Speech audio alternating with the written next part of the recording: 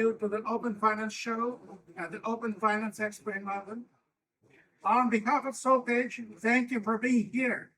Whether you are a member of the fintech community, a banker, a strategist, a policymaker, or just a business newcomer, you're in the right place. Let's start with the elephant in the room. Open banking, and by extension open finance, no longer dominates the buzz. We lost the wow effect. The focus of attention now belongs to AI and crypto.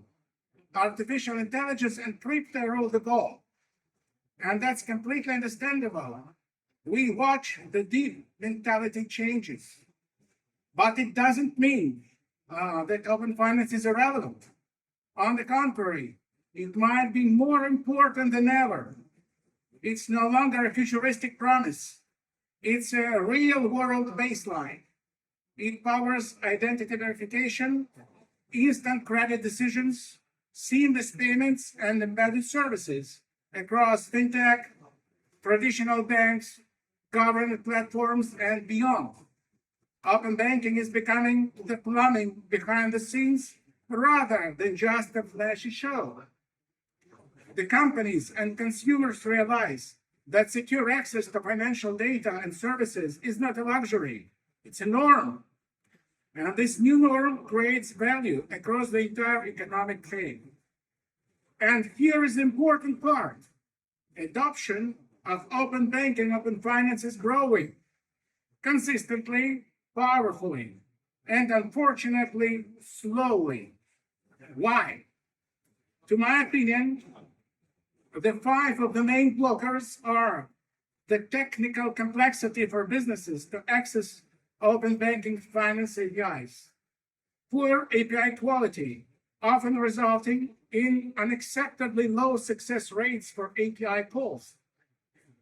There is a competition with a high efficiency alternative solutions.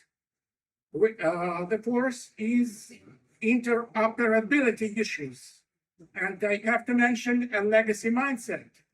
It includes exaggerated security fears, institutional resistance, legacy business models, and low consumer awareness.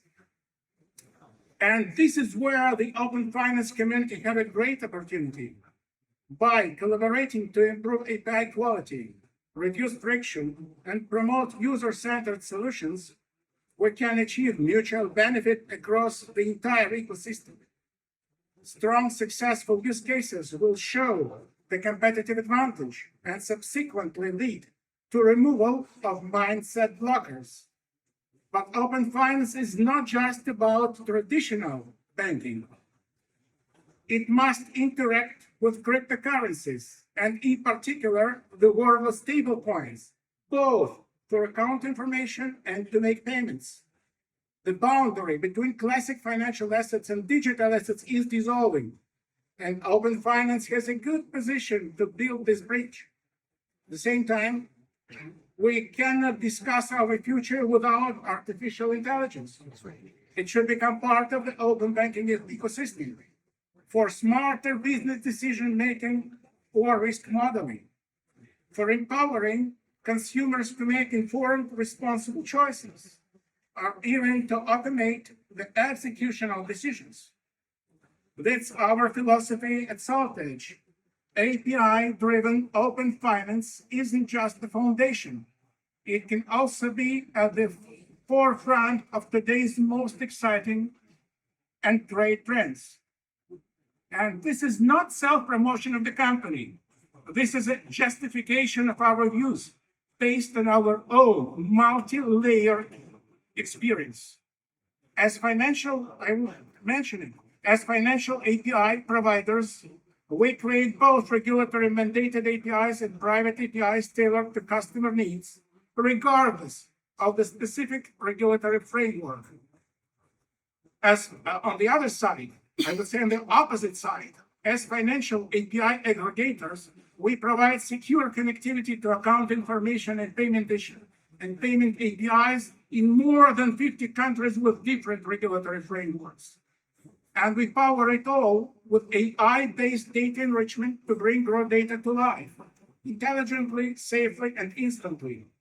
Our experience together with that of our partners and clients clearly shows that open finance is capable of interacting with legacy systems as well as with the most advanced products and technologies.